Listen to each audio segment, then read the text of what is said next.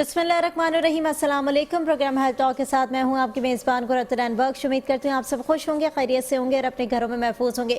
नाज़रीन, हर वीक नए टॉपिक के साथ हाजिर होते हैं और नया टॉपिक लाते हैं क्योंकि यहाँ पर बैठकर हमारी कोशिश होती है कि जो लोग अवेयर नहीं हो सकते तमाम चीज़ों से या नहीं हैं वो अवेयर, तो यहाँ बैठ कर हम उनको अवेयरनेस प्रोवाइड कर सकें और कोशिश करते हैं प्रोग्राम के अंदर उसका हल ढूंढने की कोशिश करें, क्योंकि अमूमन ऐसे मामलात हो जाते हैं ज़िंदगी के अंदर जिसको हम फेस तो कर रहे होते हैं लेकिन उसका सॉल्यूशन ढूंढने की तरफ जब जाते हैं तो काफ़ी देर हो चुकी होती है, या फिर अपनी कोताही या लापरवाही को हम इतनी तरजीह दे देते हैं जिसकी वजह से बहुत सारे मसाइल जो है वो दिन ब दिन उजागर होना शुरू हो जाते हैं। ऐसे में आवाम जो है मज़ीद परेशान हो जाती है क्योंकि उन्हें समझ ही नहीं आता, पैनिकल सिचुएशन होती है कि इससे बाहर कैसे निकला जाए, कैसे बाहर आएँ, किस तरीके से अपनी ज़िंदगी को वापस स्मूथ तरीके से चलाएँ। वो कहते हैं सेहत है तो सब कुछ है, जान है तो जहान है। अगर आप अपनी सेहत की हिफाजत नहीं कर सकते तो फिर आपको कोई भी चीज़ अपनी ज़िंदगी के अंदर अच्छी नहीं लगेगी। ऐसे ही आज टॉपिक में लेकर आई हूँ क्योंकि मैं हमेशा अपने प्रोग्राम के अंदर ये बात ज़रूर करती हूँ कि अगर कोई भी प्रॉब्लम है, छोटी सी छोटी बीमारी क्यों ना हो, जैसे हम कहते हैं कि सर का दर्द हो रहा है या किसी बॉडी पेन हो रहा है या किसी भी बॉडी के फंक्शन के अंदर कोई डिस्टर्बेंस आपको महसूस हो रही है, तो आप कभी भी सेल्फ मेडिकेशन की तरफ ना जाए। क्योंकि अगर आप सेल्फ मेडिकेशन की तरफ जाते हैं तो ये कहते हैं ना कि एक तुक्का है कि अगर आपका तुक्का लग गया तो फिर आप आगे निकल जाते हैं, फिर आप दोबारा उसमें और कॉन्फिडेंट हो जाते हैं कि नहीं जो है self medication is best then आप किसी डॉक्टर को दिखा रहे हो। डॉक्टर किस लिए होता है? डॉक्टर आपकी मेडिकेशन, आपके जितने भी सिम्टम्स होते हैं उसको कैरी करने के लिए, उसको समझने के लिए, आपको समझने के लिए, आपकी कैफियत को समझने के लिए बैठा होता है कि आपके अंदर जो मसाइल हैं उसको दरियाफ्त किया जा सके और उसके बाद जो मेडिकेशन होगी वो आपकी सेहत के साथ जो है वो खिलवाड़ नहीं करेगी। जो हम सेल्फ मेडिकेशन ले रहे होते हैं उसमें अमूमन ये होता है कि हमें पता तो नहीं होता कि उसके साइड इफ़ेक्ट्स क्या हैं और अगर हमने खुदा ना खासा कोई गलत मेडिकेशन ले ली तो वो हमें किस हद तक नुकसान पहुंचा सकती है। तो आज प्रोग्राम का मौजू मेरा पूरा यही है कि हम सेल्फ मेडिकेशन के ऊपर बात करेंगे। बहुत सारे लोग ऐसे होते हैं जो कि डॉक्टर के पास जाना ही पसंद नहीं करते। वो कहते हैं नहीं, हमें डॉक्टर के पास नहीं जाना, हम घर के अंदर बैठकर जो है वो अपने आप को ट्रीट कर सकते हैं। और यूट्यूब का ज़माना है, लोग तरह तरह की जो है गूगल पर सर्चेस करते हैं, यूट्यूब पर देखते हैं कि इस चीज़ की कौन सी दवाई है, इस चीज़ की कौन सी दवाई है। वो अताई डॉक्टरों के पास चले जाते हैं और अताई डॉक्टर भी उनको ऐसी मेडिसिन दे देते हैं जो कि उनको मज़ीद साइड इफ़ेक्ट्स की तरफ ले जाती है। और अगर दूसरी जानिब हम बात करें तो मेडिकल स्टोर का इसमें बड़ा हाथ होता है, क्योंकि जब आप फार्मेसी के पास जाते हैं तो फार्मासिस्ट जो है वो आप उसको अपनी कैफियत बता देते हैं, भाई नज़ला हो रहा, जुकाम हो रहा, पेट में दर्द हो रहा, मोशंस हो रहे हैं, वो अपनी तरीके से आपको रिकमेंड करके दे देता है, अच्छा आप ये खा लें, ये बेहतर है, ये अच्छी है।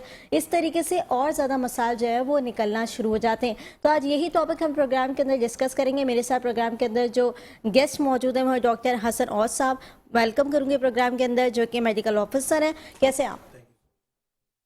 अच्छा डॉक्टर हसन, अमूमन जैसे कि मैंने अपने इंट्रो में भी कहा कि बड़ा हम रुझान देख रहे हैं लोगों की तरफ। लोग समझते हैं कि हम सेल्फ मेडिकेशन की तरफ जाएंगे, डॉक्टर के पास नहीं जाएंगे तो हमारा खर्चा भी बचेगा, एक तो खर्चे का भी बड़ा वो आता है, और अगर गवर्नमेंट हॉस्पिटल में जाना पड़ता है या अगर कहीं फ्री में भी डॉक्टर कंसिडर कर रहा है किसी मरीज़ को, लेकिन वो तब भी जाना पसंद नहीं करते। वो कहते हैं कि नहीं भाई, डॉक्टर के पास कौन जाए, कौन रुजू करवाए, कौन जाके बैठे लाइनों में लगे या बात करे, हम खुद ही सेल्फ मेडिकेशन की तरफ जाते हैं और उससे हम ठीक हो जाएंगे। तो इस तरीके का जो कॉन्सेप्ट दिमाग में जनरेट कर रहा होता है वो किस हद तक नुकसान देता है? Thank you so much for honouring me and inviting me on your show.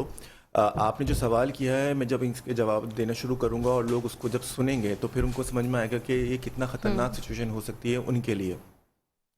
वो समझते हैं कि डॉक्टर के पास नहीं जा रहे क्योंकि हालात इतने, फाइनेंशियल क्राइसिस इतना चल रहा है मुल्क में कि लोग डॉक्टर्स को अफोर्ड नहीं कर पा रहे हैं। लेकिन यहाँ पर बहुत सारे जो चैरिटी क्लिनिक्स हो रहे होते हैं, गवर्नमेंट के हॉस्पिटल्स हैं, उधर थोड़ा रश होता है लेकिन वो वेट नहीं करना चाहते, उनको एक लग्जरी भी तो चाहिए ना।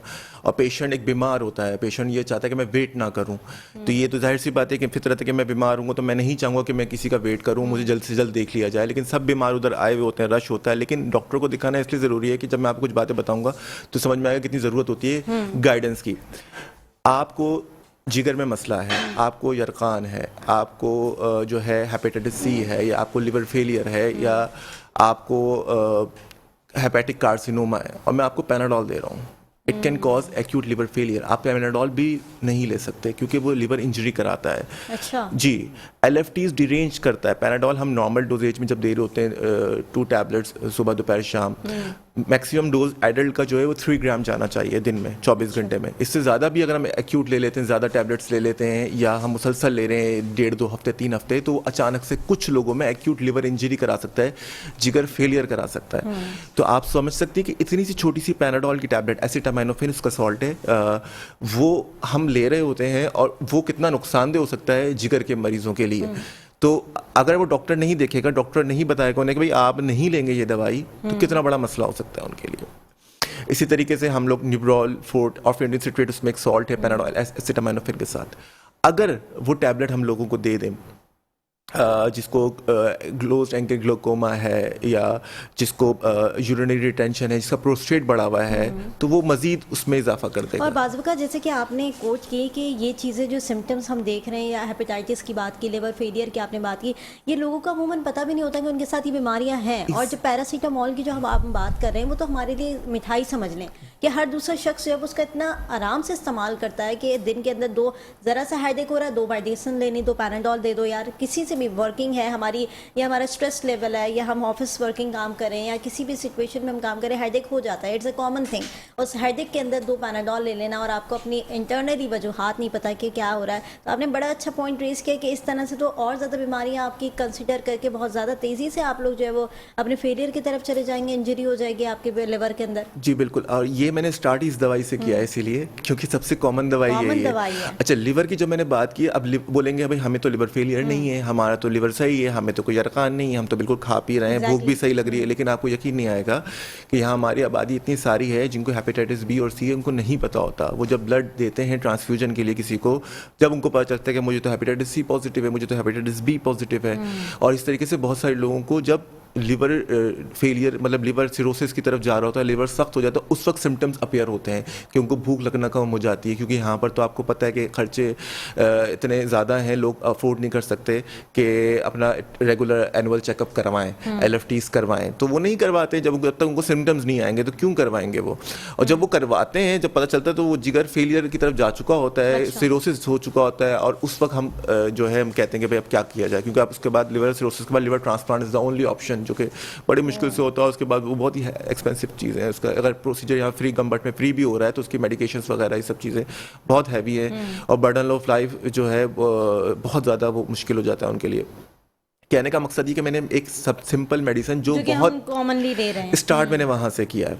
इसी तरीके से हम जब कोई भी दवाई खाते हैं, फॉर एग्जाम्पल मैंने आयरन की टैबलेट खाई है, खून की कमी है, बड़ा ये भी कॉमन है, क्योंकि डॉक्टर्स के पास जाने से पहले भी कहते हैं अगर जिस्म में दर्द है, जोड़ों में दर्द है, या कहीं तकलीफ हो रही है बैठने उठने में, तो समझते हैं आयरन की कमी है, कैल्शियम की कमी है, बॉडी के अंदर डेफिशिएंसी हो गई है, तो हम खुद ही से मेडिकेशन और ये पिल्स ले लें, और इस तरह की जो है ना वो कहते हैं ना कि सप्लीमेंट्स खा लें तो हमारी बॉडी जो है वो अच्छी हो जाएगी और हमें एनर्जी आ जाएगी। तो ये जो सप्लीमेंट्स वाला कॉन्सेप्ट है, ज़रा ये भी क्लियर कर दें। जी, जैसे कि फॉर एग्जाम्पल अब मेरे पास भी पेशेंट्स आते हैं, वो ना इसको खून की कमी है, अच्छा, मैं कहता हूँ आपने चेक करवाया था? नहीं, वो मेरी खाला करी थी, आंखों से लग रहा है, आंखों से लगे, चलो आंखों से चेक कर लिया, अगर डॉक्टर चेक करेगा ना, मतलब खाला ने कैसे चेक कर लिया, तो वो जो है ये चीज़ ना मुझे समझ में नहीं आती। खैर, अब उनका ये होता है, अब आयरन की टैबलेट उनको दी मैंने, आयरन की टैबलेट उन्होंने खाई, अगर उन्होंने उसको दूध के साथ ले लिया तो वो उसका एब्जॉर्प्शन नहीं होगा, अच्छा, चिलेशन हो जाती है।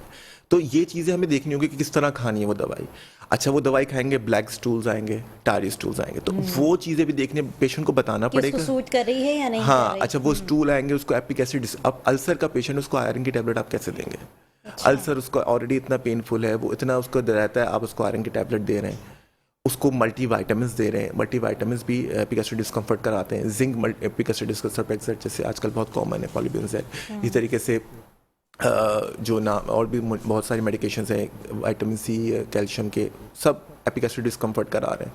तो हम उसको कैसे देंगे? मतलब हमने सिर्फ ये समझ लिया कि भाई आयरन की कमी तो आयरन की टैबलेट खा लो, ब्लैक स्टूल्स आ रहे हैं उसे, वो तो एक कॉमन प्रोसीजर है, ब्लीडिंग हो जाती है, अल्सर है अगर, तो वो सीवियर अगर अल्सर है तो वो परफोरेशन भी करा सकता है और ब्लीडिंग करा सकता है। तो हमें इसमें ध्यान रखना होगा, पेशेंट की प्रॉपर हिस्ट्री लेनी होगी, then we are suppose to prescribe the iron supplement, कि हमें इसको IV फॉर्म में देना है, ये टैबलेट फॉर्म में हम दे सकते हैं, टॉलरेट कर लेगा, और देना है तो किस टाइम पे देना है, खाने के साथ देना है या खाने के अलावा देना है, दूध के साथ नहीं देना। हमें तो ये बेसिक चीज़ें भी नहीं पता होती ना। बड़े कहते हैं पुराने बुजुर्ग हमारे, आप अगर बातें सुन लें उनकी, तो वो कहते हैं मेडिकेशन जो है ना, ये अगर आपने कोई भी लेनी है, चाहे वो बड़ी से बड़ी आपकी दवाई हो और बड़ी बड़ी एमजीज की आपकी दवाई हो, तो आपने दूध के साथ लेनी है, पानी के साथ नहीं लेनी है। तो उनका एक कॉन्सेप्ट है कि बड़ी भारी फिक्र में ही कहते हैं कि बड़ी भारी मेडिसिन है और इस तरीके से नहीं खाते, दूध गर्म दूध के साथ ले लो। तो ये कॉन्सेप्ट्स हैं, लेकिन आप जिस तरीके से बता रहे हैं कि दूध तो उसको चिलेशन कर देगा, उसके मतलब एब्जॉर्प्शन नहीं होने देगा। जी जी जी, साइड इफेक्ट्स हो सकते हैं उससे और ज्यादा। जी जी जी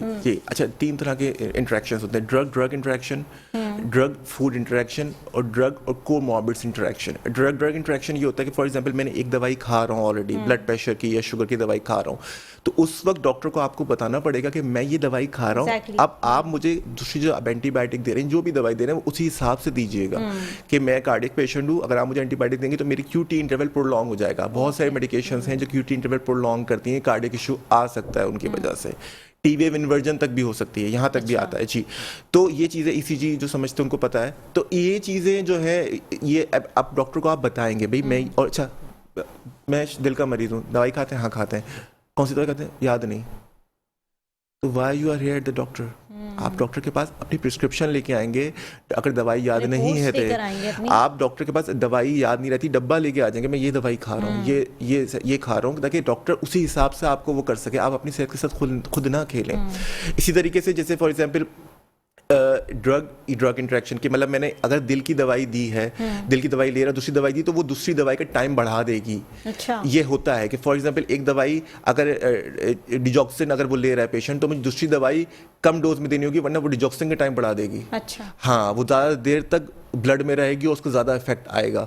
तो इसलिए हमें ड्रग इंटरेक्शन का बड़ा ध्यान रखना होता है कि ड्रग्स को आपस में इंटरेक्शन नहीं होने देना। अगर 2 ड्रग्स एक दूसरे को इफेक्ट को इन्हेंस करती हैं तो हमें इनका डोज कम करके देना होगा। यानी अगर कोई आपकी एग्जांपल से मैं अगर बात करूं कि अगर कोई मैदे का पेशेंट है, स्टमक उसका डिस्टर्ब है, वो स्टमक की मेडिसिन ले रहा है, लेकिन उसके साथ उसको दीगर इश्यूज भी हैं, हेडेक भी है, दूसरे भी है, वो अगर उसकी भी मेडिसिन मिक्स करके ले रहा है, तो ये कोलैप्स होकर कुछ और केमिकल जी जी जी जी जी नहीं, केमिकल नहीं बनाएंगी, बॉडी में डिस्टर्बेंस। हाँ जी, डिस्टर्बेंस की फॉर एग्जांपल जो हेडेक की मेडिकेशन है वो ज़्यादा देर तक ब्लड में रहेगी, जिसका जो उसको ब्लड से निकल जाना चाहिए अगर 8 घंटे में, 12 घंटे, 14 घंटे में, तो वो नहीं निकलेगी, वो 24 घंटे तक ब्लड में रहेगी, पास आउट हो जाना चाहिए। हाँ, वो नहीं निकलेगी। और आप दूसरी डोज ले चुके होंगे 8 घंटे बाद, तो वो डबल डोज बढ़ रहा है बॉडी में, पाइल अप हो रहा है, ये चीज़ बताना चाह रहा हूँ। ड्रग इसी तरह ड्रग और फूड का इंटरेक्शन होता है। कुछ खाने जो होते हैं उनके साथ, जैसे मैंने भी आपको दूध की एग्जांपल दी, इसी तरीके से ड्रग एंड कोमॉर्बिड्स का जो बीमारी कि शुगर ब्लड प्रेशर के साथ जो दवाइयाँ नहीं लेनी है, किस तरह रोकनी है, प्रेगनेंसी में कौन सी दवाइयाँ नहीं लेनी है, किडनी फेलियर में कौन सी दवाइयाँ नहीं लेनी है, कौन सी एंटीबायोटिक्स नहीं लेनी है, इन सब चीज़ों का हमें ध्यान रखना होता है कि ये किडनी फेलियर है, किडनी से एक्सक्रीट नहीं कर रही है, तो किडनी से जब एक्सक्रीट नहीं हो रही है तो हम वैसी एंटीबायोटिक्स क्यों दें, वैसी दवाइयाँ क्यों दें। अच्छा, लोग जाते भी तो नहीं है, ये बात आपकी दुरुस्त है कि क्यों दें ऐसी मेडिकेशन या क्यों ऐसी एंटीबायोटिक्स हैं जो कि लोग इस चीज़ को खाएं और फिर उनको रिएक्शंस हो, लेकिन लोग जाते भी नहीं है। लोग अगर उनको बीमारी है भी, या फिर उनको इंटरनली कोई इश्यूज़ भी आ रहे हैं, या फिर उनको कुछ महसूस भी हो रहा है, लेकिन वो डॉक्टर के पास जाने से इतना गुरेज करते हैं, वो अपने आप को ट्रीट करवाने में ही जो है ना बड़ी कोताही समझते हैं कि नहीं भाई हमसे ट्रीट नहीं होगा। अगर मेंटली भी फिजिकली भी इंसान इतना अटेंटिव हो कि उसको पता होना चाहिए कि उसके फिजिकली क्या मामलात हैं या इंटरनली उसको किस तरीके की नोयत के मसाइल हो रहे हैं, तो उसको फौरी तौर पर डॉक्टर के पास जाना चाहिए, क्योंकि हम देखते हैं कि ये कॉन्सेप्ट बहुत कम होता जा रहा है और इस कॉन्सेप्ट की वजह से बीमारियां बड़ी तेज़ी से फैल रही हैं। और अब तो हमारा इन्वायरमेंट भी ऐसा है, आबो हवा ऐसी है, माहौल ऐसा है, गर्द आलूद हवाएं हैं, जिसकी वजह से हर दूसरा शख्स जो है वो सांस की बीमारी में मुब्तला हो रहा है, दीगर इशूज़ में वो मुब्तला हो रहा है। तो लोग जो है वो घर में ही अपनी ट्रीटमेंट करना पसंद करते हैं, क्योंकि अभी मैंने सांस की बीमारी की जैसे बात की, आपने भी कॉन्सेप्ट ये देखा होगा, लोगों ने घर में नेबुलाइजर रख ली है, उसमें डोजेस डाल रहे हैं, खुद ही नेबुलाइज कर रहे हैं, उनको ये भी नहीं पता कितने टाइम देना है, कितनी डोज देनी है, कितना हमने उसका लेवल रखना है, बस वो कई किए जा रहे हैं, नहीं हम खुद कर सकते हैं सब कुछ। तो हर दूसरा शख्स जो है वो डॉक्टर बना हुआ है। बिल्कुल, बहुत अच्छा आपने पिन पॉइंट किया आपने इस बात को। मैं नेबुलाइजेशन की तरफ आ रहा था। नेबुलाइजेशन जैसे कि हम करते हैं, मोस्ट कॉमन क्या है, एक सॉल्ट आता है सैल्ब्यूटामॉल, वेंटोलिन के नाम से उर्फ आम में मशहूर है। उसके साइड इफेक्ट क्या है? किसी को ब्लड प्रेशर है तो हम नहीं देंगे। अच्छा। किसी को घबराहट रहती है, एंजाइटी रहती है, हम उसको नहीं देंगे। अच्छा। क्योंकि अगर वो दिल की धड़कन बढ़ा देता है, सही है, हम उसको नहीं देंगे। मतलब ये चीज़ हमें पिन पॉइंट ये जहन में रखनी है। और लोग ये बिल्कुल भी नहीं सोचते। नहीं, अब मैं नेबुलाइज करूँ, मेरी घबराहट होनी शुरू हो गई, क्या हो गया? अरे आपने डॉक्टर से पूछा था डॉक्टर आपको कोई इसका ऑल्टरनेटिव दे देता, कोई दूसरे सॉल्ट्स आते हैं उनको दे देता नेबुलाइज करने के लिए, और हर एक को नेबुलाइजेशन की ज़रूरत भी नहीं होती है। चेस्ट कंजेशन जो है पहले डॉक्टर ऑस्कल्टेट करेगा कि ब्रोंकाई जो है इन्फ्लेम्ड है या नहीं है उधर, या म्यूकस से जो साउंड्स हैं वीजिस महसूस हो रही हैं या नहीं हो रही हैं, या स्ट्राइडर हो रहा है। ये जो आपने बात की है ना, ये सारी वाकई एक डॉक्टर को पता होता है कि किस तरीके से उसका सिम्टम्स निकालने हैं, और अगर सिम्टम्स उससे मैच कर रहे हैं उसके बाद जाके नेबुलाइजर जो है वो फिर उसको दिया जाता है। अदरवाइज नेबुलाइजर आप नहीं दे सकते। लेकिन हम देख रहे हैं कि हर दूसरा शख्स इसमें मुब्तला है, और सर्दियों की वजह से सीना जकड़ रहा था तो उसकी वजह से हर दूसरे शख्स ने घर में नेबुलाइजर रख लिया, और लोग जो है वो अपनी मिकदार में अपनी क्वांटिटी के अंदर उसको दिए जा रहे हैं, जो कि बड़े नुकसानदेह हैं। अच्छा, इस पर हम मजीद भी बात करेंगे और इसको प्रोलॉन्ग लेके चलेंगे, क्योंकि इस तरह की अवेयरनेस देना बड़ी इंपॉर्टेंट है हमारे लोग जो है, क्योंकि मैंने अपने आंखों से एग्जाम्पल देखी इसलिए मैंने वो सवाल भी किया, क्योंकि एग्जाम्पल आप देखते हो तो फिर देखते हो कि खतरे की घंटी है, तो इसको बताना लाजमी है कि लोग इस तरीके से यूजेज ना करें। नाज़रीन, एक छोटा सा ब्रेक लेंगे, ब्रेक के बाद हाजिर होंगे, देखते रहिए हेल्थ टॉक। वेलकम बैक नाज़रीन, हेल्थ टॉक में एक बार फिर खुशामदीद कहेंगे। नाज़रीन, ब्रेक पर जाने से पहले बात कर रहे थे नेबुलाइज़र के इस्तेमाल के हवाले से। चाहे मेडिकेशन कोई भी हो, बेदरिग इस्तेमाल उसका नुकसान देता है, और यहाँ बैठकर आज हम यही सब डिस्कशन कर रहे हैं, क्योंकि हम मेडिकेशन सोच समझ के नहीं खाते हैं। हम चाहते हैं कि हम खुद से मेडिकेशन ले लें, और गूगल का इतना ज़माना है, लोग सर्च करते हैं किस तरह की मेडिकेशन है, कौन सी चीज़ किस में काम आती है, लेकिन आप लोग अपने इंटरनली मामला नहीं पता होते कि आप किस चीज़ से जो है वो गुजर रहे हैं या सर्वाइव कर रहे हैं, या आपके इंटरनली कोई और इशूज़ तो नहीं है, या कोई दीगर बीमारियां तो आपको लाहक नहीं है। ये सब तब पता चलता है या आप किसी डॉक्टर से कंसल्ट करते हैं, या किसी डॉक्टर के पास जाते हैं या उससे रुजू करते हैं। कोई डॉक्टर बनाया ही इसीलिए जाता है, या डॉक्टर होता ही इसलिए है ताकि वो आप लोग के बैठ के मसाइल हल कर सके, और आपको चेक करने के बाद, पूरी तसल्ली करने के बाद आपको मेडिकेशन दे। डॉक्टर हसन हमारे साथ मौजूद है। डॉक्टर हसन, जैसे कि आप बड़ी एग्जाम्पल्स दे रहे थे, क्योंकि आप एक मेडिकल ऑफिसर और आपको बेहतरीन तरीके से पता है कि लोग किस तरह की सिचुएशन पर सर्वाइव करते हुए फिर जब उनके साइड इफ़ेक्ट्स हो जाते हैं फिर आप लोग के पास आते हैं। जी, इसी तरीके से मैं सर मैडम एक दो बातें और बताऊंगा आपको कि पेशेंट का ये होता है कि वो ले रहा होता है हकीमी दवा अद्वियात। हकीमी अद्वियात जड़ी बूटियां होती हैं, उन्हीं जड़ी बूटियों, जी बिल्कुल, उन्हीं जड़ी बूटियों से ही अद्वियात बनती हैं। साइंटिस्ट ने क्या किया, उन्हीं अद्वियात में से वो कंपाउंड, टिपिकल कंपाउंड जो कि उसका असर जिस तरीके के काम के लिए यूज़ करना है हमें, वो उसमें मौजूद है, तो हमने उसको एक्सट्रैक्ट करके मेडिकेशंस बनाई, उसको रिफाइन करके, वही उसी के रॉ फॉर्म जड़ी बूटी होती है और हकीम उसको वो दे रहा होता है। अब जड़ी बूटियाँ कभी भी टेस्ट नहीं हो सकती कि लैब में कि कितनी कॉन्सेंट्रेशन है, किस कहाँ कौन में देनी है, जी किस मिट्टी से आई है, उधर वो सॉल्ट कौन सा यूज़ किया गया था, उधर कौन से पेस्टिसाइड जड़ी बूटी के लिए यूज़ किए गए थे। अब क्या है कि वो आई, हकीम ने कूट के दे दिया आपको, वो जिगर पे इम्पैक्ट कर रही है, मेजॉरिटी लोगों के जिगर को ख़राब करती है। लोग तो कहते हैं, जैसे कि आपने कहा कि जिगर को ख़राब कर रही है और दीगर मसाइल क्रिएट कर रहे हैं, लेकिन इसी पे मैं आपको इंटरप्ट करके सवाल करूँगी। लोग कहते हैं, और जो हकीम होते हैं वो भी ये कहते हैं कि हमारी जड़ी बूटियाँ जो है वो कुछ किसी और चीज़ को नुकसान नहीं पहुँचाएंगी, या बॉडी के अंदर दीगर बीमारियों नहीं जन्म लेंगी। अगर उसको ट्रीट करिए तो ठीक है, लेकिन अदरवाइज नुकसानात नहीं होंगे। हालांकि ये पॉसिबिलिटी है। नहीं, आई डोंट थिंक सो। हम कुछ भी खाते हैं, हम खाना भी खाते हैं तो उसका इफेक्ट जा रहा होता है जिस्म के हर हिस्से में। तो जड़ी बूटी आज जब आप दे रहे हैं जो कि खास मेडिकेशन के तौर पे दे रहे हैं, तो क्यों उसका असर नहीं होगा? उसका पॉजिटिव इफेक्ट आना है तो नेगेटिव इफेक्ट क्यों नहीं आएगा? It's a common sense thing. अच्छा, मैं ये बोल रहा था कि वो तो टेस्टेड ही नहीं है लैब में, ना उसको आप क्लेम कर सकते हैं, ना आप उसको पकड़ सकते हैं। जो मेडिकेशन हम देते हैं वो लैब्स में टेस्टेड होती हैं, FDA अप्रूव्ड होती हैं। एक FDA फेडरल ड्रग एजेंसी जो कि अप्रूव करती है मेडिकेशन को, उसकी स्टडीज पूरी दुनिया भर के इंसानों के मुख्तलिफ ममालिक के लोगों पे की जाती हैं, उसके बाद उसको मार्केट में लाया जाता है, फार्मा कंपनी उसको मार्केट में लेके आती है। तो जी बिल्कुल, आप उसको क्लेम कर सकते हैं, आप उनको सू कर सकते हैं कोर्ट में कि भाई मुझे इस दवाई से ये रिएक्शन हो गया, जबकि उन्होंने बताया ही नहीं था, इनके लेबल पे ये दर्ज नहीं था। तो ये एक प्रॉपर प्रोसीजर। आप हकीम को कैसे पकड़ेंगे? वो तो आपने घर पे जड़ी बूटियां मंगा लेता है और वो कूट के आपको दे देता है। अच्छा, आप वो भी खा रहे हैं, आप डॉक्टर को नहीं बता रहे, लेकिन आप जो है साथ साथ डॉक्टर की दवाई भी खाना शुरू कर देते हैं। जी बिल्कुल। तो ये ड्रग इंटरेक्शन, वही जो किडनीज और लिवर, ये दो ऑर्गन्स हैं जो कि दवाइयों को एक्सक्रीट करते हैं। या तो दवाई जो है स्टूल के जरिए पास आउट होगी या यूरिन के जरिए पास आउट होगी।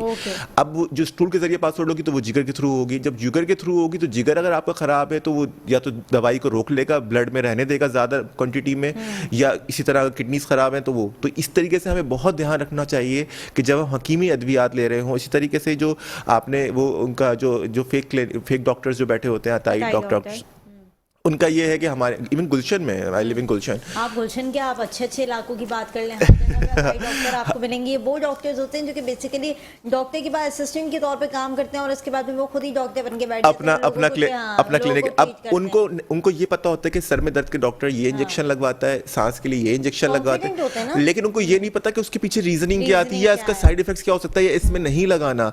फॉर एग्जाम्पल मेरे पास एक सिंपल सी बात बताऊँ, मेरे पास आते हैं ब्लड प्रेशर, उनका होता है 170, 90, 170, 100। डॉक्टर साहब बहुत वीकनेस हो रही है, मुझे ड्रिप लगा दें। हाँ। मैं कहता हूँ कि नहीं, ड्रिप तो नहीं लग सकती। क्यों ड्रिप नहीं लग सकती? भाई आपका ब्लड प्रेशर इतना ज़्यादा है, मैं उसमें और ड्रिप लगा दूंगा तो ब्लड प्रेशर तो बहुत बढ़ जाएगा। मतलब ये तो मुझे तो आपको पानी निकालना है इनफैक्ट, रादर के लेसिक्स देके, रादर के मैं आपको वो पानी और दूं। तो लाइक उनके लिए अगर जिद करते हैं, जी अताई डॉक्टर के पास जाएंगे, he will not understand this. वो तो ये समझेगा कि भाई नहीं आपको तो ड्रिप लगा, हाँ कमजोरी है ड्रिप लगा देता हूँ। उसको ये नहीं पता होगा मुझे पहले बीपी चेक करना है या इस तरह की चीजें। बहुत सारे ऐसी जगह हैं, अगर आप अभी तो हमारे पास काफ़ी आवाम ऐसी है जो कि अवेयरनेस की तरफ जा रही है, लेकिन बहुत सारी अभी भी ऐसी आवाम है जो दही इलाकों की अगर हम बात करें या दीगर हम छोटे एरियाज़ की बात करें, जहाँ कंजस्टेड एरिया, जहाँ पर लोगों को पता ही नहीं है कि उनके साथ हो क्या रहा है, किया क्या जा रहा है, क्योंकि वहाँ पे कोई पूछने वाला नहीं, कोई ऑफिसर विजिट नहीं करता, मेडिकल ऑफिसर जाके देखता नहीं है कि उनके साथ वहाँ पर क्लिनिक किन्होंने खोले हुए, वहाँ पे लोग कौन बैठे हुए, डॉक्टर्स कौन बैठे हुए, और आए रोज़ उनकी कोई ना कोई जान को ख़तरा वहाँ पर लाहक होता है, क्योंकि मेडिकेशन इस तरीके की इस्तेमाल की जाती हैं, हाई डोजेस दे दी जाती हैं, कोई भी इंजेक्शन लगा दिया जाता है, सिरिंजेस जो है वो पुरानी यूज़ की जाती हैं, जिसकी वजह से लोग एड्स की बीमारी में बहुत ज़्यादा मुब्तला हो रहे हैं। दीगर ऐसी बीमारी हेपेटाइटिस है और बहुत से ऐसी चीज़ें हैं जो कि लोग अब तेज़ी से इसका रुझान जो है वो हमारी सोसाइटी के अंदर बढ़ता जा रहा है, और ये उन्हीं इलाकों में जहाँ पर अवेयरनेस की कमी है, लोगों को नहीं पता कि इस चीज़ से हमारे नुकसानात कितने बढ़ सकते हैं। बिल्कुल बिल्कुल। और यही जैसे कि वही फुकदान है, सहूलतों का फुकदान भी है, शऊर का फुकदान भी है। और हमारे यहाँ तो एक सेल्फ मेडिकेशन, जैसे हम इस टॉपिक पे बात कर रहे हैं, मैदे की दवाई किसी को भी है, मैदे की दवाई राइजिक ले लो, ओमेप्राजोल ले लो। अब उसका साइड इफेक्ट क्या है लोगों को नहीं पता, लॉन्ग टर्म में क्या नुकसान पहुंचाएगी लोगों को नहीं पता। आपके 1 साल तक आप मुसलसल लेते हैं, लोग तो सालों तक ले रहे होते हैं। आपका फ्रैक्चर कराएगी हड्डियों के, आपके मैदे में पॉलिप करा सकती है, आपका विटामिन B12 की डिफिशियंसी करा सकती है। कोलेस्ट्रॉल की दवाई, एक दफ़ा आपका कोलेस्ट्रॉल बढ़ा आया, मैंने आपको दवाई दे दी, अब आप मेरे पास आए नहीं है 4 साल तक, आप दवाई लिए जा रहे हैं कोलेस्ट्रॉल के। अच्छा भाई, आपको पता नहीं उसका मकसद क्या है, कितने टाइम पे लेनी है, आपको पता है वो क्या नुकसान पहुंचा रही है, आपका LFTs डिरेंज कर रही है, आपके माइल्जिया करा रही है, आपके पट्टों को कमज़ोर कर रही है, आपको ये पता ही नहीं है, आप जो है बस अपना वो किए जा रहे हैं। और ये भी है कि लॉन्ग टर्म मेडिकेशन जो हम ले रहे होते हैं, यानी जैसे कि फॉर एग्जांपल डॉक्टर ने प्रिस्क्राइब किया कि आपने 3 मंथ्स लेनी है, अब हम 3 मंथ से ज़्यादा 6 मंथ की तरफ चले जाते हैं, साल गुजर जाता है, तो वो साइड इफ़ेक्ट्स तो देती है, साथ हमारी बॉडी के अंदर वो लगना भी बंद कर देती है। वो हमारा इतना यूजेज हो जाता है बॉडी के अंदर कि अगर हमें कभी तकलीफ भी होगी और हम वो मेडिकेशन लेना भी चाहेंगे तो हमारी बॉडी को सूट ही नहीं करेगी। इस तरह के बिल्कुल ये खासतौर पर उन दवाइयों के साथ आता है जो कि हम बेंजोडाइजेपिन और बार्बिटरेट्स ग्रुप के मेडिकेशन होते हैं जिनको नींद की अद्वियात कहा जाता है। उनमें हमें जो डोज है वो ऐसा रखना होता है कि भाई हमें इतनी ड्यूरेशन देनी है और उसको हमें टैपर करना है। हमें उसको जो है अगर मुसलसल देते रहेंगे तो वो आपको एडिक्शन कराएगी, आदत कराएगी, और उसमें फिर आप ये है कि आपको मजीद डोज लेनी पड़ेगी वही डिजायर इफेक्ट लाने के लिए। हाँ, इसी तरीके से जो आपने जो बात की थी अभी गाँव वगैरह की, उधर हम डॉक्टर के जब दवाई देता है या कोई भी दवाई होती है उनको होता है भाई इतनी हैवी दवाई ना दो मुझे, वो मेरे पेट में असर हो जाएगा। अच्छा, आपका वेट, बॉडी वेट, आपकी एज के हिसाब से आपको दवाई का डोज एडजस्ट किया जाएगा। मैं आपको कम डोज दे रहा हूँ, आपको वक्ती तौर पर फायदा हो जाएगा, लेकिन ड्रग मेडिसिन जो बैक्टीरिया नहीं करेगा, पूरा वो रेजिस्टेंट हो जाएगा। अगली बार वो एंटीबायोटिक आपको असर नहीं करेगी। एक पेशेंट थे हमारे, उनके वो मुख्तलिफ दवाइयाँ लेते रहे, यूरिन इन्फेक्शन ठीक नहीं हो रहा था, देखा तो उनकी तमाम जो एंटीबायोटिक्स थी उनसे रेजिस्टेंट था वो बैक्टीरिया। सिर्फ एक एंटीबायोटिक बची थी जिससे वो बैक्टीरिया सॉल्व हो सकता था या मर सकता था। अगर वो दवाई भी रेजिस्टेंट हो जाती तो उसका क्या होता, फिर तो वो उसकी तो कोई डेथ ही होनी थी उस इन्फेक्शन से, सिंपल। तो मतलब उसने, क्योंकि डॉक्टर्स की एक तो पेशेंट की भी गलती कि उसने प्रॉपर कोर्सेज नहीं किया, और डॉक्टर्स की भी गलती कि डॉक्टर्स ने प्रॉपर डोजेज में नहीं दिया। डॉक्टर्स का काम है जब पेशेंट आता है तो उसको साइड इफेक्ट्स भी बता दें। अगर साइड इफेक्ट्स से पेशेंट ज़्यादा सोचेगा, क्योंकि कुछ पेशेंट ज़्यादा सोचने लगता है, उनको साइड इफेक्ट्स होने भी लगते हैं, तो उसके लिए आप उनको ना बताएं, उनके घर में जो अटेंडेंट उनके साथ आया उसको बता देंगे इसके साथ ये हो सकता है ना, अगर ये बोले तो परेशान नहीं होइएगा, इतना थोड़ा बहुत इतना ये हो जाएगा। उसके लिए बस उसका डोजेज प्रॉपर बताएं, उसकी ड्यूरेशन प्रॉपर बताएं, और अगर इसको छोड़ेंगे तो उसका नुकसान भी बताएं।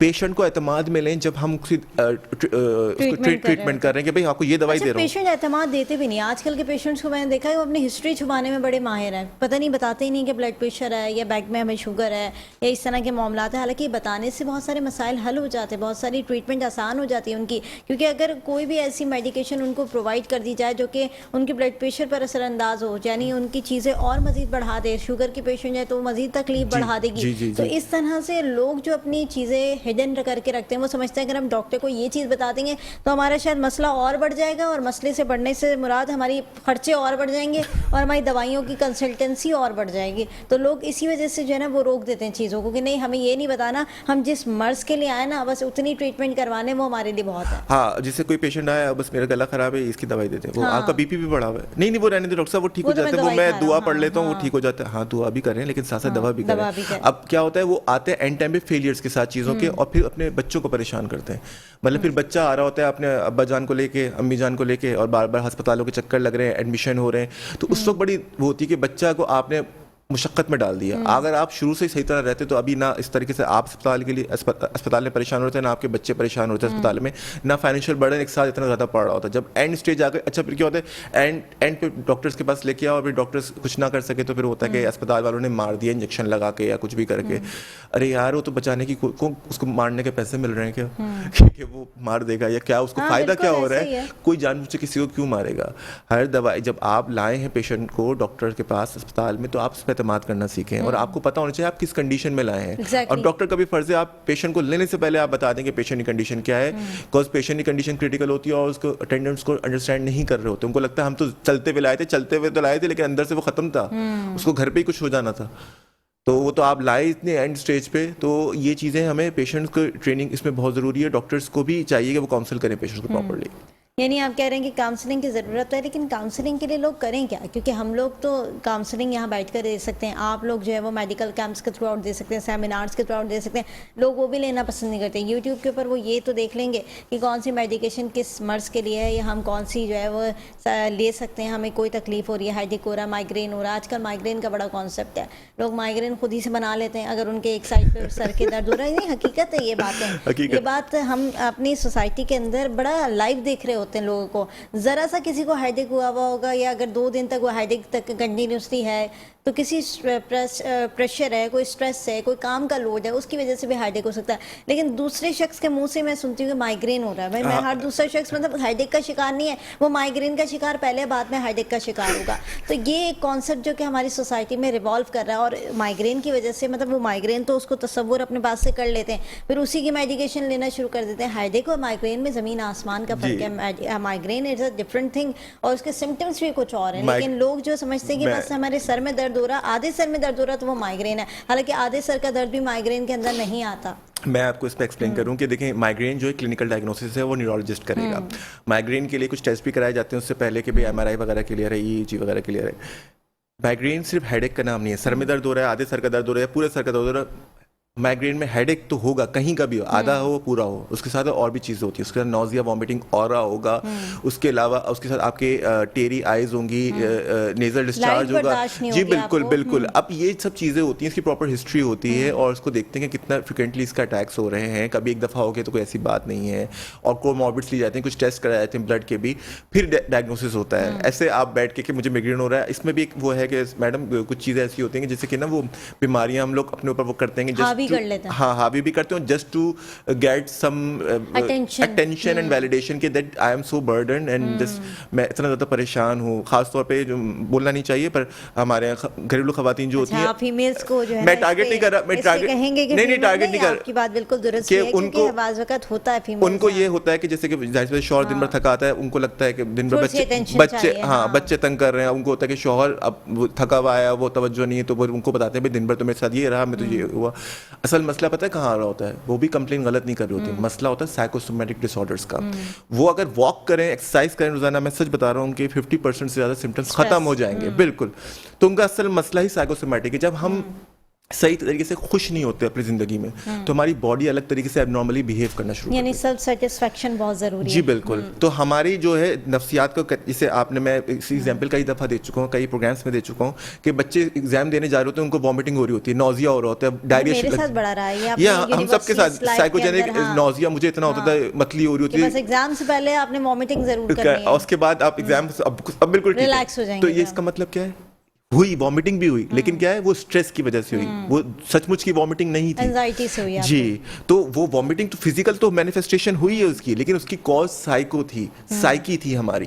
तो इसीलिए जो है हमारे बहुत सारी चीज़ें जो हमारी बॉडी, एक सोते फाइब्रोमाइल्जिया एक डिजीज है जिसमें इंसानों के पूरे जिस्म में दर्द हो रहा होता है, हड्डियों में, पट्टों में, खवातीन के बहुत कॉमन। उनके साथ कोई और मसाइल नहीं है, तो लेकिन नॉर्मली बैठे बैठे सर में दर्द हो रहा है, जिस्म में बहुत दर्द हो रहा है, पट्टे अकड़ रहे हाँ, हैं। वो क्या होता है, वो फाइब्रोमाइल्जिया डायग्नोसिस होता है, उसका प्रॉपर वो भी डायग्नोसिस रूमेटोलॉजिस्ट करते हैं। वो जो है वो सिर्फ स्ट्रेस से होता है। अच्छा। अगर वो एक्सरसाइज कर रही है, और खवातीन में फैट डिपोजिशन के चांसेस, क्योंकि बच्चों को पैदा करना एक बहुत हैवी टास्क है, तो उनकी फैट डिपोजिशन आसानी से हो जाती है। तो जब फैट डिपोजिशन मसल्स वीक होंगे तो आपका जिस्म कैसा, मतलब मुझे तो हेड्स ऑफ होता है उन लेडीज़ के लिए जिनके वेट पुट ऑन हो जाते हैं आफ्टर डिलीवरिंग बेबीज़, और या ऑपरेशन के बाद, सीजर के बाद, और उसके बाद जो है वो घर पे जिस तरीके से बेचारी अपने ओवरवेट के साथ मैनेज कर रही होती हैं। हमारे मर्दों की गलती ये है कि उनको एक्सरसाइज करने के लिए सख्ती नहीं करते। आप सख्ती करें, एक्सरसाइज जैसे नमाज की तरह फर्ज कराएं आप, ताकि वो अपने लिए नहीं, उनके लिए, उनका बिल्कुल वजन ऐसे कम ही करना मकसूद नहीं है, उनको एक्टिव रखना मकसूद है, उनकी जहनी सेहत के लिए।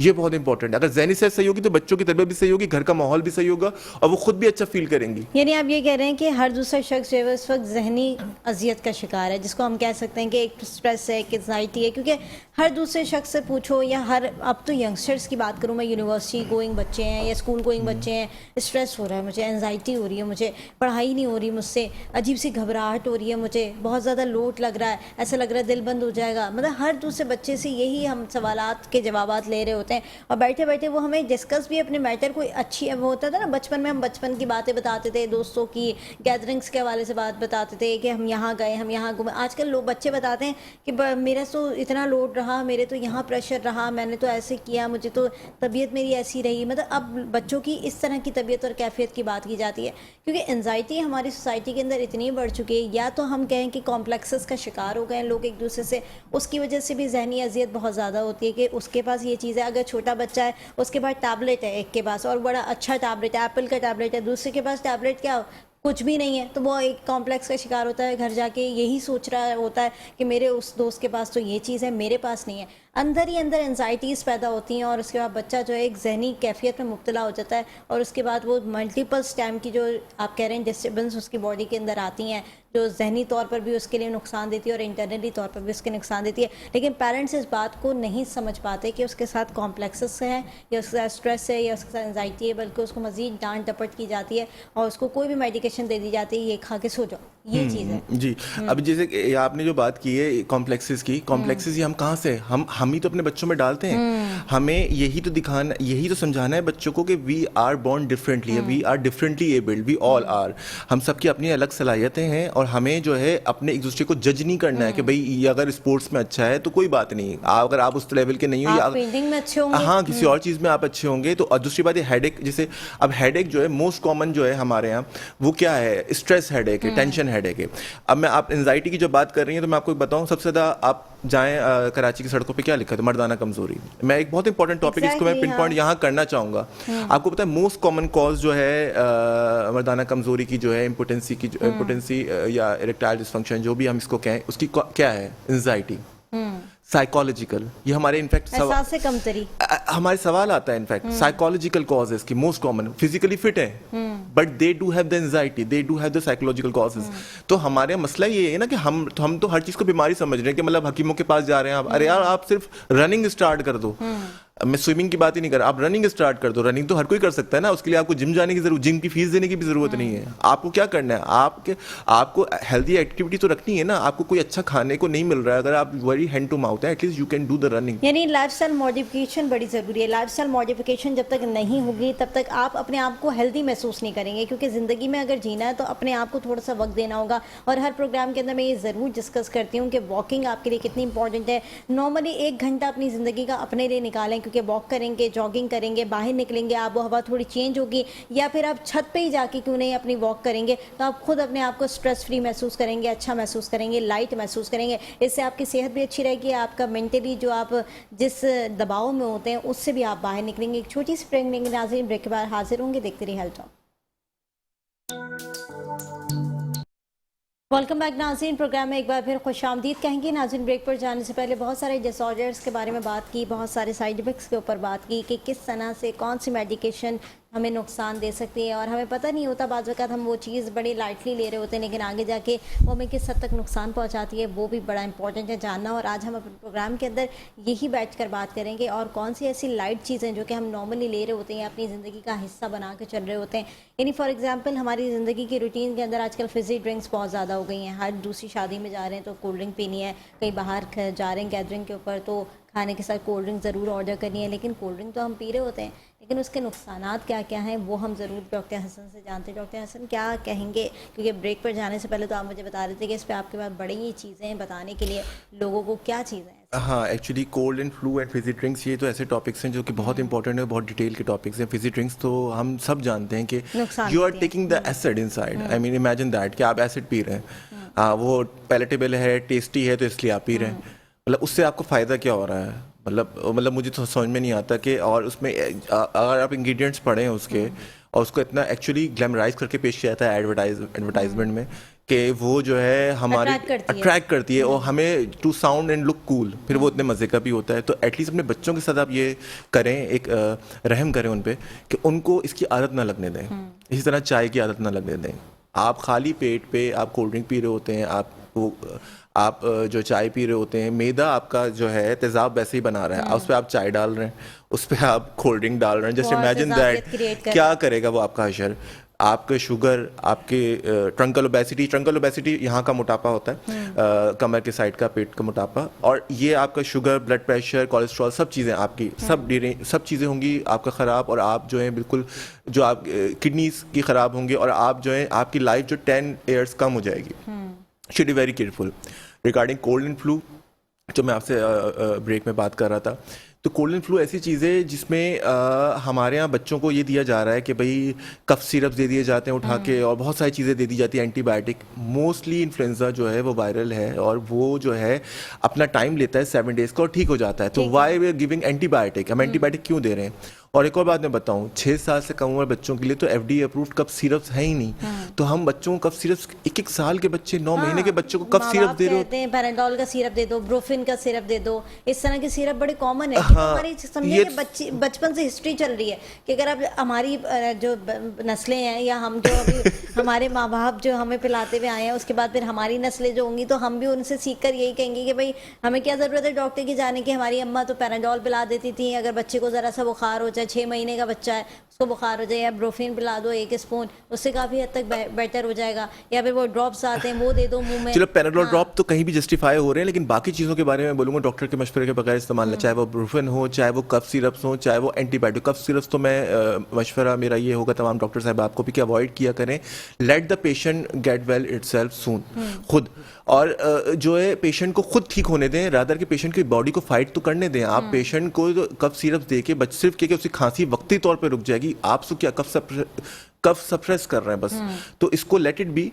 बच्चे को खुद आप नेजल ड्रॉप नॉर्मल स्लैंग के दें, पैराडोल दें, एंटी एलर्जिक मैक्सिमम ऐड कर दें आप, ये चीज़ें समझ में आती हैं। लेकिन ये जो मैं बहुत खिलाफ हूँ एंटीबायोटिक्स के यूज़ के, और वायरल फीवर्स के लिए खास तौर पे।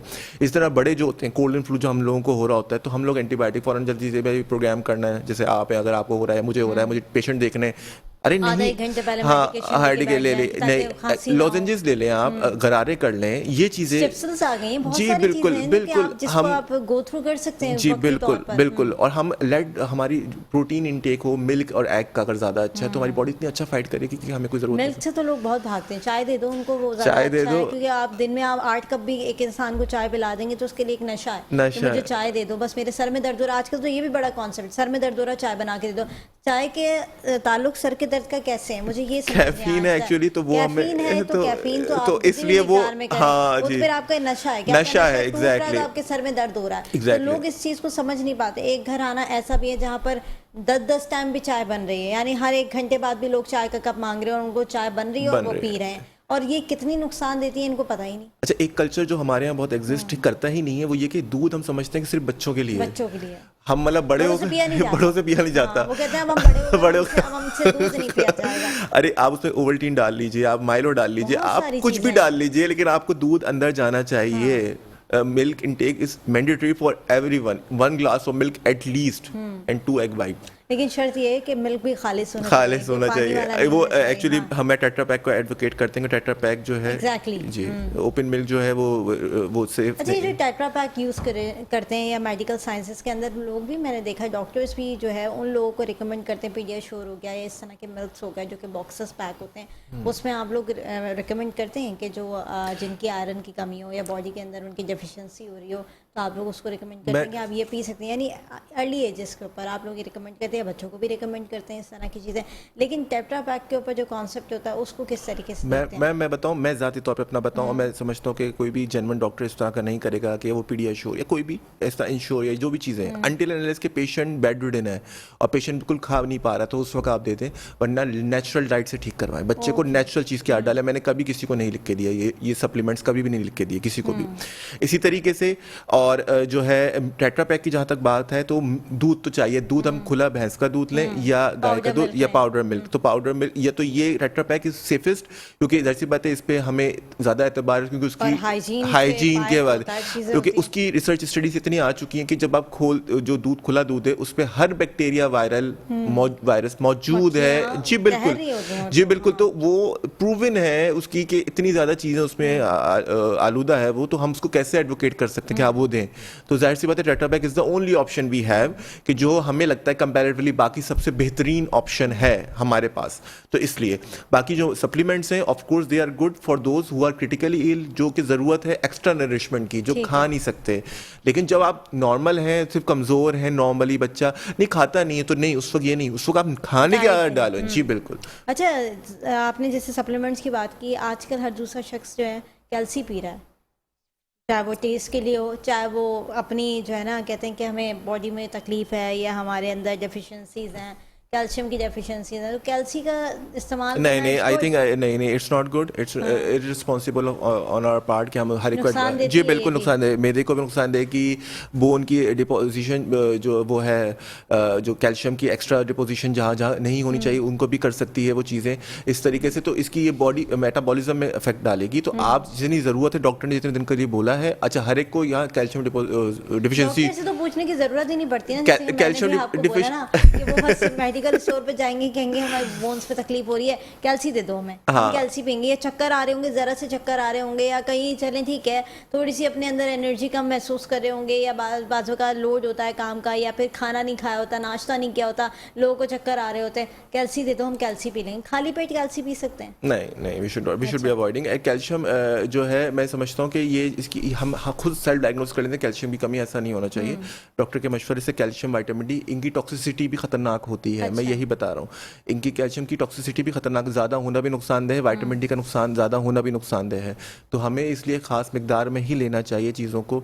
इसी तरीके से कुछ चीज़ें ऐसी होती हैं, ख़वातीन के हवाले से मैं इस प्रोग्राम के तवज्जुह से पेश करना चाहूँगा कि जो उनके मेनोपॉज की तरफ जारी होती है 45 to 55 ईयर्स की, तो उस वक्त बहुत सारे सिम्टम्स उनको ऐसे होते हैं जिनको उनको लगता है कि बहुत सारी चीज़ें वो उनके नेचुरल हार्मोनल इम्बैलेंस है, वो हार्मोन्स की वजह से होगा। तो उसको डॉक्टर की सुपरविजन में, लेकिन अननेसेसरी ट्रीटमेंट, अननेसेसरी चीज़ें ना लेने की कोशिश करें, ना अपने आपको ये समझे कि मुझ पे आज सेव हो गया है। Because there were had been patients coming to me, उनको लगता था कि उन पे कोई किसी ने जादू टोना करवा दिया है, और वो उनके सिंपल वो फेजेस फ्लेयर्स थे, वो उनके जो मेनोपॉज के जो आते हैं, फिट्स भी पड़ने तो उस पे भी आ जाते हैं कि हमें जादू, उनको मिर्गी नहीं है, उनको जादू हो गया है। तो ये चीज़ का बड़ा ध्यान रखना होता है कि पहले डॉक्टर से कंसल्ट करें, साथ रूहानी इलाज और इन सब चीज़ों को अगर आप बिलीव रखते हैं, और दुआएं तो हम सब मानते हैं ऑफ कोर्स, तो आप वो करें, विर्द भी करें और जिक्र अज़कार हम सब, मैं भी करता हूँ इनफैक्ट, लेकिन आप डॉक्टर के पास ज़रूर जाएंगे कि कोई बीमारी एक हकीकत है और उसका इलाज करना चाहिए। और बिल्कुल सिम्टम्स आपके पकड़े जाएंगे तो ही उस बीमारी का इलाज होगा, क्योंकि जी। ट्रीटमेंट वैसे नहीं हो सकती जब तक आपके सिम्टम्स जो है वो डायग्नोज नहीं हो जाएंगे। बीमारी जब पूरी तरह से डायग्नोज हो जाएगी उसके बाद आपको उसी के हिसाब से मेडिकेशन दी जाएगी जो कि आपने लेनी है। अच्छा, लास्ट क्या मैसेज देना चाहेंगे डॉक्टर हसन? जिस तरीके से हमने देखा कि हमारी रोज़मर्रा की जो लोग हैं वो मेडिकेशन, सेल्फ मेडिकेशन की तरफ अब ज़्यादा रुझान हो चुका है, इस पर क्या लास्ट मैसेज देना चाहेंगे? मैं ये मैसेज देना चाहूँगा कि जो भी आप करें मेडिकेशन लें, डॉक्टर के मशवरे से लें, फार्मासिस्ट के मशवरे से ना लें। आपके कोई दोस्त है में डॉक्टर मैसेज पे पूछ लें, आप नहीं विजिट कर सकते। कैंप्स लगे होते हैं, गवर्नमेंट डॉक्टर्स बहुत बेहतरीन होते हैं। गवर्नमेंट हॉस्पिटल्स में जब मैंने खुद काम किया है सिविल अस्पताल में, तो बहुत अच्छे मतलब उधर रश बहुत होता है, लेकिन पेशेंट को ट्रीटमेंट अच्छे से अच्छा किया जाता है।